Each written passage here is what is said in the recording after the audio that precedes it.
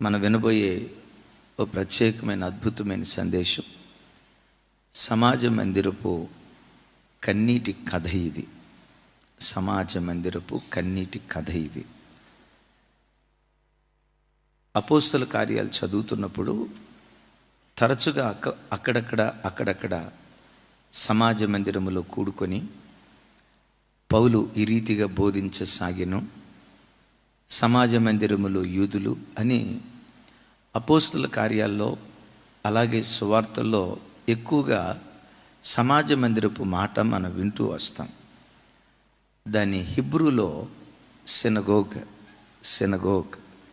సెనగోగ్ అంటే సమాజ మందిరము అని అర్థం.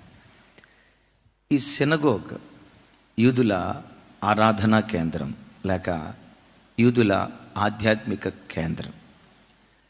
అసలు ఈ సమాజ మందిరాలు ఎందుకు ఏర్పడ్డాయి, ఎక్కడెక్కడున్నాయి అని ఈ సమాజ మందిరపు వివరాలు చదువుతూ ఉంటే నా వ్యక్తిగతంగా నా హృదయం యూదుల విశ్వాసాన్ని, యూదులు దేవుని పట్ల కలిగిన ఆ భక్తిభావం, దేవుని కొరకు వారు బ్రతికే ఆ వైరాగ్యపు జీవితం చదివిన తర్వాత నా వ్యక్తిగతంగా దేవుని సన్నిధిలో నా హృదయం పెండబడి నా వ్యక్తిగతంగా నేను ఏడ్చాను. ప్రభా, ఎంత వైరాగ్యం కలిగిన వాళ్ళు కదా వాళ్ళు, మీరంటే వాళ్ళ గుండెల్లో ఎంత పిచ్చి ప్రేమో కదా, మీ పట్ల వాళ్ళకున్న అలాంటి పిచ్చి ప్రేమ ఈ కాలంలో మా హృదయాల్లో కూడా ఉంటే ఎంత బాగుండో కదా అని ఆ సమాజ మందిరపు కథ అంటే దాని చరిత్ర విని నా హృదయం పెండబడి అసలు ఈ సమాజ మందిరాలు ఎందుకు ఏర్పడ్డాయి, ఎక్కడెక్కడ ఏర్పడ్డాయి అంటే మీరందరూ ఎరుగుదురు. ఇశ్రాయేలీలు కనాను దేశానికి వచ్చిన తర్వాత రాజైన సొలొమోను ఒక గొప్ప మందిరం నిర్మించాడు. యావత్ ఇశ్రాయేలు ప్రజలు ఆ మందిరం దగ్గరికి వచ్చి ప్రార్థన చేసేవాళ్ళు. ఎక్కడ పడితే అక్కడ ఆరాధన జరగటానికి అవకాశం లేదు. ప్రత్యేకంగా పురుషులు సంవత్సరానికి మూడు మార్లు యెరూషలేములో ఉన్న దేవాలయానికి వచ్చి అక్కడ బలులు అర్పించి ప్రభువుని ఆరాధించేవాళ్ళు. యావత్ ఇశ్రాయేలు ప్రజలు ప్రభువుని ఆరాధించడానికి ఉన్న ఒకే ఒక్క ఆధ్యాత్మిక కేంద్రం, ఒకే ఒక్క మందిరం సొలొమోను కట్టించిన దేవాలయం. తర్వాత శత్రువులు యెరూషలేము మీద దాడి చేశారు, రాజైన నెబుకద్నెజర్. ఆ తర్వాత చాలామంది శత్రు రాజులు దేశం మీద దాడి చేసి ప్రత్యేకంగా సువర్ణ దేవాలయాన్ని కాల్చి బూడిద చేసి మందిరాన్ని నేలమట్టం చేశారు. ఆ దాడిలో చేసిన పాపాన్ని బట్టి భక్తిహీనులు చనిపోయారు. భక్తి కలిగిన వారు కూడా ఆ ఉగ్రత ఎదుట నిలవబడలేకపోయారు. అయితే ఈ పరిస్థితుల మధ్యలో ఇశ్రాయేలీలు ప్రపంచ దేశాలకు చెదిరిపోయారు. ఏ ప్రాంతాలకు చెదిరిపోయారు అని అంటే ఒక ప్రాంతం, రెండు ప్రాంతాలు కాదు, ప్రపంచంలో ఎన్ని దేశాలు ఉన్నాయో ఆల్మోస్ట్ అన్ని దేశాలకు చెదిరిపోయారు. ఆ చెదురుబాటులో దేవుని మహాకృప, ఆ యోధా జాతి మన భారత గడ్డ మీద కూడా అడుగుపెట్టారు. వాస్తవమో కాదో నాకు తెలియదు, కానీ రోజు అప్పుడప్పుడు పేపర్లో చూస్తాం ఈ యోధా జాతి ఎక్కడో కాదు మన ఆంధ్ర ప్రాంతంలోనే ఉన్నారట. గుంటూరు జిల్లా రేపల్లి దగ్గర యోధా జాతి ఉందట. ఎంతమంది విన్నారు ఈ మాట? Thank you. అమ్మో, మంచి అప్డేట్ ఉంది తమ్ముడా, థ్యాంక్ యూ కదా. రేపల్లి దగ్గర, గుంటూరు జిల్లా రేపల్లి దగ్గర యోధా జాతి ఉంది. కేరళలో యోధా జాతి ఉంది. అలాగని భారతదేశం మాత్రమే కాదు, ప్రపంచ దేశాలంతా వాళ్ళు చెదిరిపోయారు.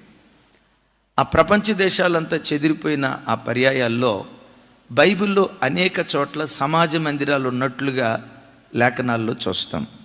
బైబిల్లో మనం చూస్తే కుప్రా అనే దీవిలో సలమి అనే స్థలంలో సమాజ మందిరం ఉన్నట్లుగా, ఆ తర్వాత అంతియోకియాలో సమాజ మందిరం ఉన్నట్లుగా, కొరింథీలో, వాటి వివరాలు తమ్ముడు ఒకసారి. నెక్స్ట్ కాదు, నేను రాసినవి ఉన్నాయి కదా రెఫరెన్స్లు, దానికి పైన ఉంటుంది తమ్ముడు. ఓకే, సరే నేను చదువుతాను, రాసుకునే వాళ్ళు రాసుకునండి. అపోస్తుల కార్యం 13వ అధ్యాయం 5వ వచనం సలమీలో ఉంది. 13వ అధ్యాయం 14వ వచనం అంతియోకియా, పిసిదోనియా అంతియోకియాలో ఉంది. 14వ అధ్యాయం 1వ వచనం ఈకొనియాలో ఉంది. 17వ అధ్యాయం 1వ వచనం దెసలోనికియాలో ఉంది. 17వ అధ్యాయం 10వ వచనం బెరయాలో ఉంది. 17వ అధ్యాయం 17వ వచనం ఏథెన్స్లో ఉంది. 18వ అధ్యాయం 14వ వచనం కొరింథీలో ఉంది. 19వ అధ్యాయం 8వ వచనం ఎఫెసీలో ఉంది. యేసయ్యకు మహిమ కలుగును గాక. అంటే యూదులు ఎక్కడికి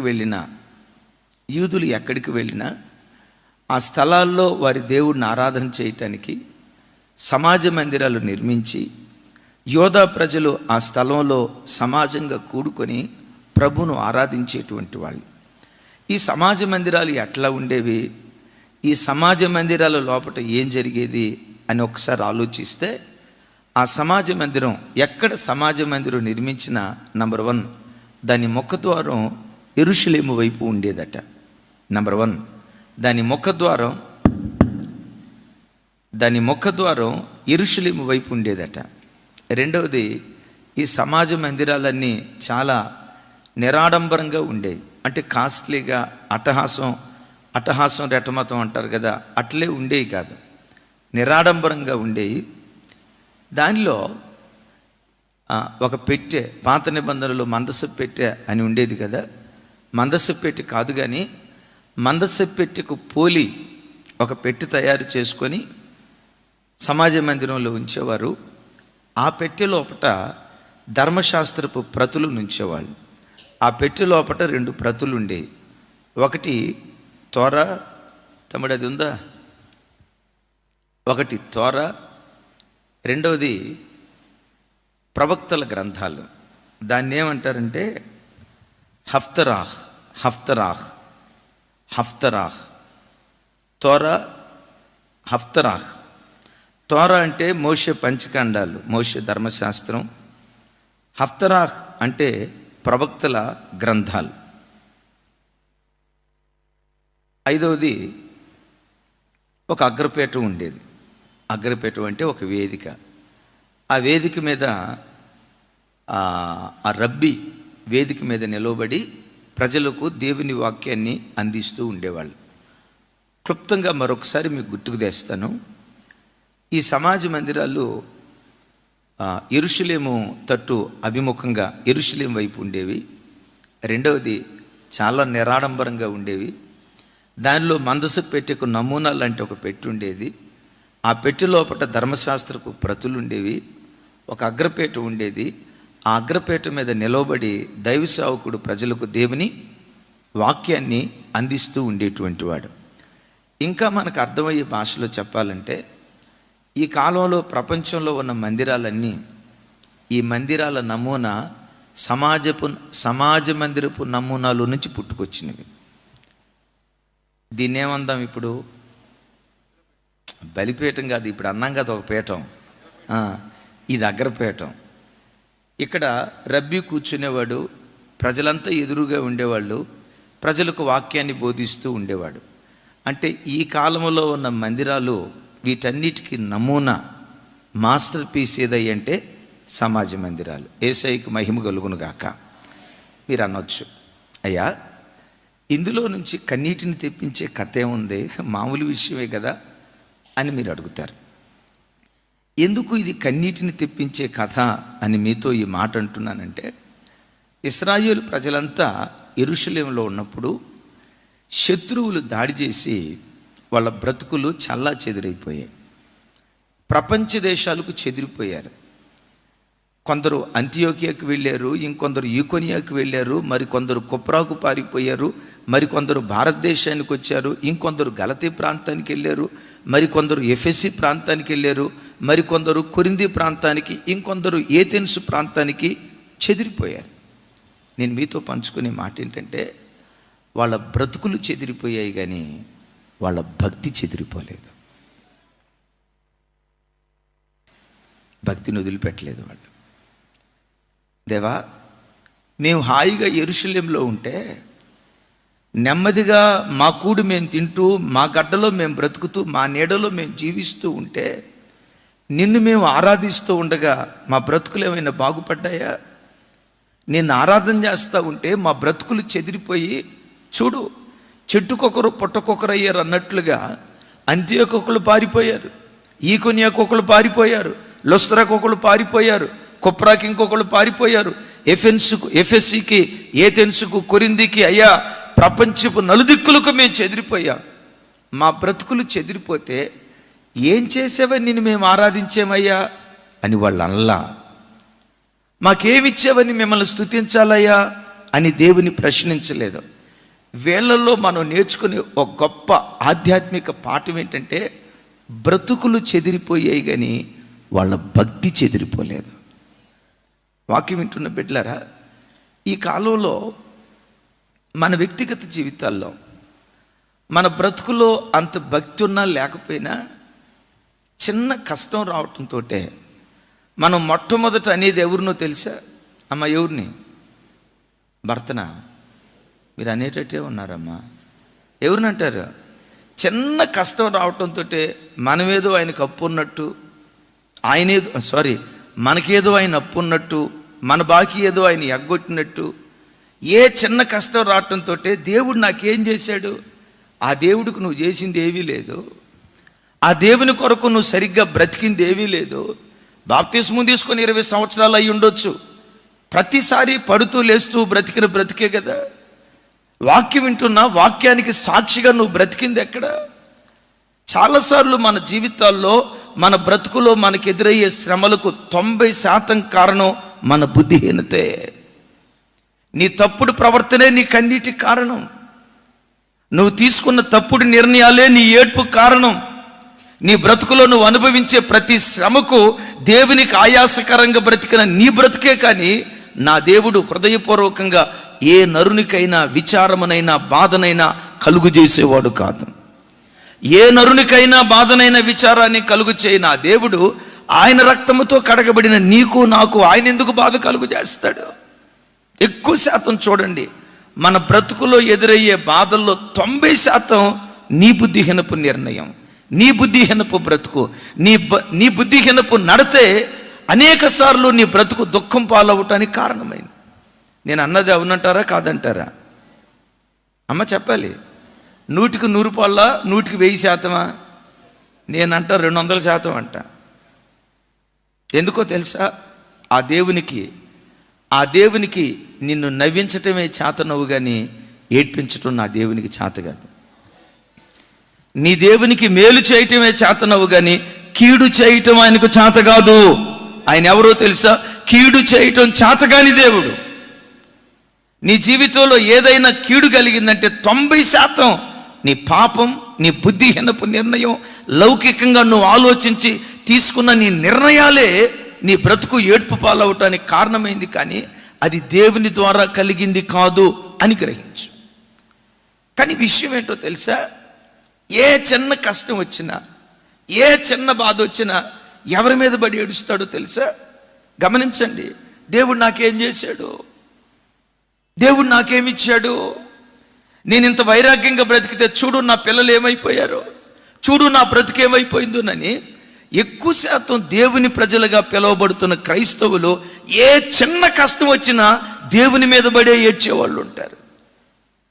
నాకు ఇక్కడ దుఃఖాన్ని తెప్పించిన సంగతి, దేశాన్ని విడిచిపెట్టాల్సిన పరిస్థితి అయిపోయింది. చెట్టుకొకరు పుట్టుకొకరు చల్లా చెదురైపోయారు. బ్రతుకులు బ్రద్దలైపోయాయి. బ్రతుకులు చిన్నాభిన్నమైపోయాయి. బ్రతుకులు చిన్నాభిన్నమైపోయినా భక్తిని మాత్రం కాపాడుకుంటూ వాళ్ళు బ్రతికారు. దేశం కాని దేశాలకు వెళ్ళినా దేవుని విడిచిపెట్టలేదు. దేశం కాని దేశానికి వెళ్ళినా ఆరాధన విడిచిపెట్టలేదు. దేశం కాని దేశానికి వెళ్ళినా వాళ్ళ ధర్మశాస్త్రాన్ని విడిచిపెట్టలేదు. దేశం కాని దేశానికి వెళ్ళినా వాళ్ళు నమ్మిన దేవుణ్ణి వాళ్ళు విడిచిపెట్టకుండా శ్రమల మధ్యలో కూడా దేశం కాని దేశంలో ప్రభు కొరకు రోషంగా వాళ్ళు నిలవబడ్డారు. ఈ సమాజ మందిరాల్లో కూడుకొని యావత్ యూదులు, యావత్ ఇశ్రాయేలు ప్రజలు ఎక్కడున్నాయి సమాజ మందిరాలు? యెరూషలేములో కాదు. ఎక్కడ? ప్రపంచ దేశాల్లో అనేక చోట్ల. ఇంతకాళ్ళు ప్రపంచ దేశాలకు ఎందుకు వచ్చారు? పర్యటన చేయటానికా? బ్రతుకులు చెదిరిపోయాయి, గూడు చెదిరిపోయింది. గూడు చెదిరిన పక్షిలాగా, గుండె పగిలిన వ్యక్తిలాగా ఆయా ప్రాంతాలకు చెదిరిపోయి ఎక్కడెక్కడో తలదాచుకుంటా ఉంటే అక్కడ కూడా దేవుని ఆరాధన చేయటానికి సినగోగులు కట్టి ఆ ఆలయాల్లోకి వెళ్ళి యూదులు సమాజ మందిరంలో అడుగుపెట్టిన వెంటనే మొట్టమొదట పలికే మాట చూడండి. అది దానిని హిబ్రూలో షమా అని పిలుస్తారట. షమా. ద్వితీయోపదేశకాండం 6వ అధ్యాయం 4-5 వచనాలు. షమా అనే మాట చదువు, టైప్ చేయలేదు తమ్ముడు. సరే, షమా. షమా క్షమా కాదు, ష ష యారా లావా ష ష అంటారు కదా, షమా షెబా అంటాం కదా, అట్లాగే షమా. ఏంటి ఆ షమా?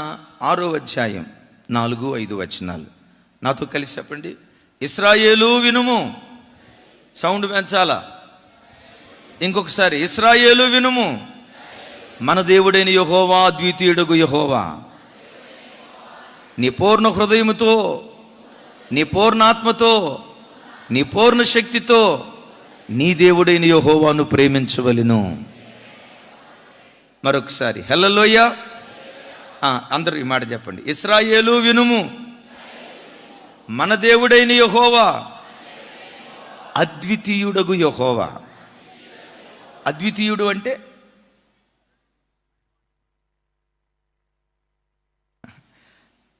అద్వితీయుడు అంటే ఏంటి?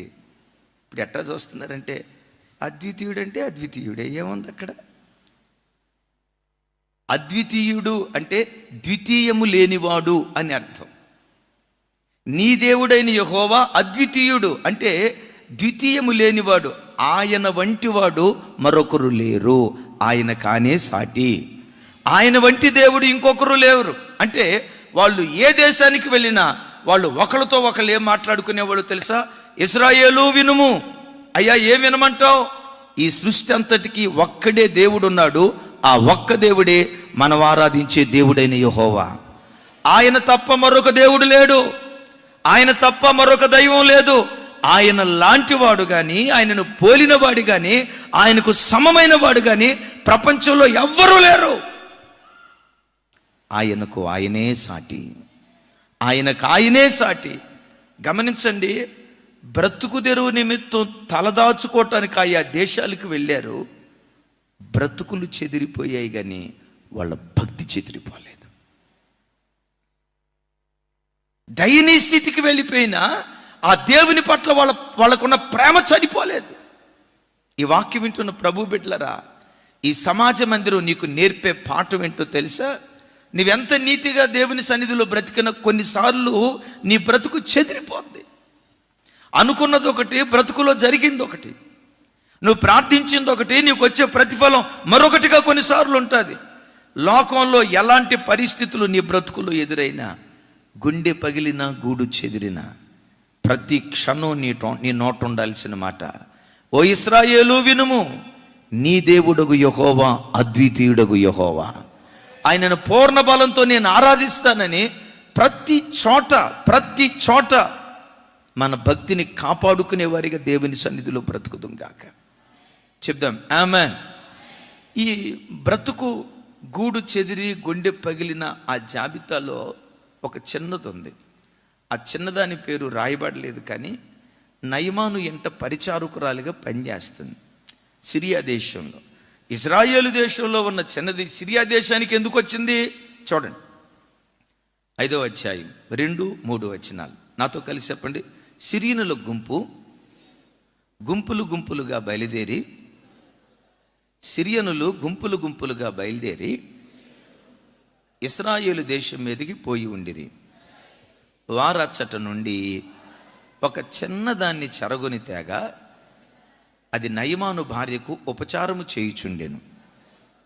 అది షోమ్రోనులోనున్న ప్రవక్త దగ్గర నా ఏలినవాడు ఉండవలెనని నేనెంతో కోరుచున్నాను. అతడు నా ఏలిన వాళ్ళకి కలిగిన కుష్టు రోగమును బాగు చేయును. చప్పలు కొడుతూ ప్రభుకు స్తోత్రాలు చెప్తా. ఒకసారి వినండి. ఈ చిన్నది ఇశ్రాయేల్ దేశంలో ఉండేది. ఏం జరిగిందో తెలియదు. సిరియా దేశస్థులు ఇశ్రాయేల్ దేశం మీద దాడి చేశారు. సైన్యాధ్యక్షుడు ఎవరు? నయమాన్ యొక్క సారథ్యంలో ఇశ్రాయేల్ దేశం మీద దాడి చేస్తే ఎంతోమంది ఇశ్రాయేలును చెరగొనిపోయారు. ఆ చెరగొనిపోయినటువంటి గుంపులో ఈ చిన్నదొకటి. తల్లికి దూరమైంది, తండ్రికి దూరమైంది, పుట్టిన గడ్డకు దూరమైంది, బంధువులకు దూరమైంది. ఒక్కతే ఒంటరిగా దిక్కులేని అక్కుపక్షిలాగా నయమాను ఎంటుంది.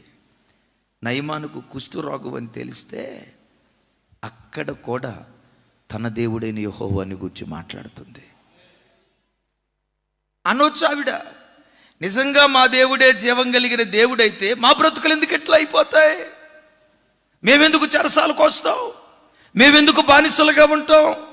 తన కలిగిన కష్టాన్ని బట్టి ఆ గొప్ప దేవుణ్ణి ప్రశ్నించకుండా, నిందించకుండా, గూడు చెదిరిన గుండె పగిలిన పరిస్థితుల్లో కూడా నయమాను దగ్గర తన దేవుడైన యెహోవాని గురించి మాట్లాడుతుంది. బిడ్డలారా, వాళ్ళ భక్తి విశ్వాసాలు చూడండి. ఈ కాలంలో క్రైస్తవుల పరిస్థితి, కొంతమంది సోకాల్ క్రైస్తవుల పరిస్థితి ఏంటో తెలుసా? సరే, వీడు కష్టంలో ఉన్నాడు, కాస్త ఆశీర్వదిద్దాం, వీడు ఇబ్బందిలో ఉన్నాడు, కాస్త లేవనెత్తుదామని.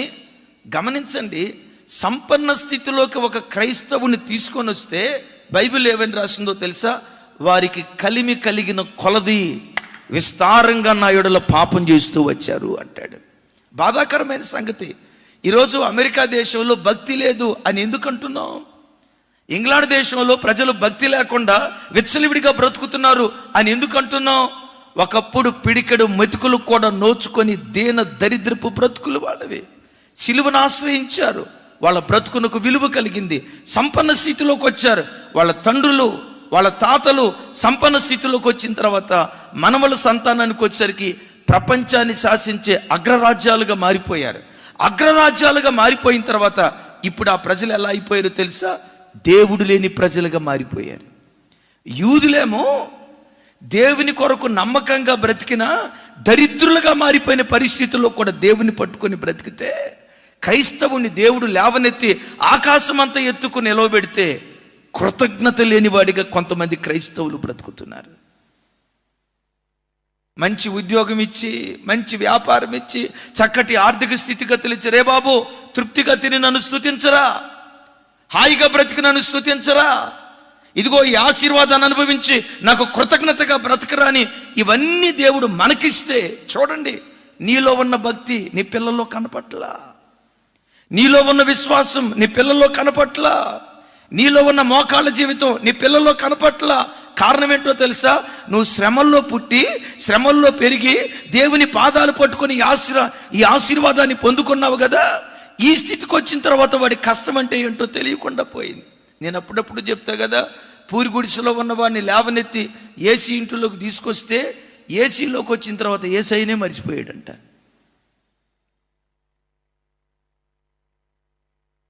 ఏసీలో ఉన్న యూదుల్ని పూరి గుడిసెలోకి తీసుకొని వెళ్తే అక్కడ కూడా ప్రభు కొరకు బ్రతికారు. నిన్ను పూరింట్లో నుంచి లేవనెత్తి ఏసీలోకి తీసుకొస్తే కృతజ్ఞత లేకుండా బ్రతుకుతున్నావేమో చూడు. దేవునికి నీ బ్రతుకులో ఒక స్థానం లేకుండా ఒక నామకార్థుడిగా ఒకవేళ లోకంలో బ్రతుకుతున్నావేమో చూడు. ఆ కాలంలో కొంతమంది పరిస్థితి ఈ కాలంలో ఉన్న కొంతమంది క్రైస్తవులకు వర్తిస్తుంది. చూడండి అన్నమాట. హోషేయ గ్రంథం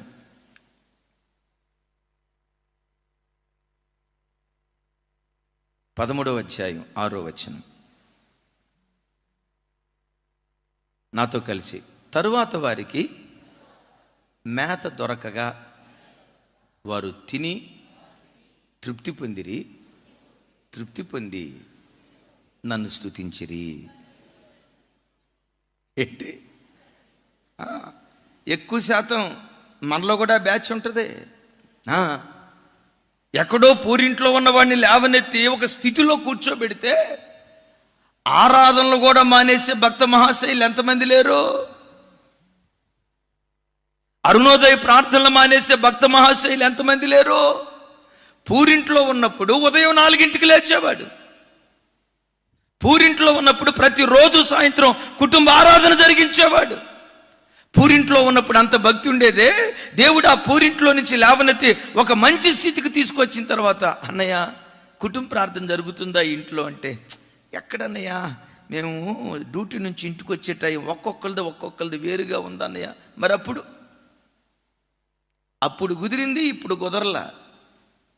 అప్పుడు జరిగింది, ఇప్పుడు జరగల. చూడు, ఇజ్రాయేలు ప్రజల జీవితాల్లో వాళ్ళ బ్రతుకులు చితికిపోయినా, వాళ్ళ బ్రతుకులు చెదిరిపోయినా భక్తి మాత్రం చెక్కు చెదరలా. బ్రతికితే అట్లాంటి రోషం కలిగిన బ్రతుకును దేవుని కొరకు బ్రతకాలి. Praise the lord.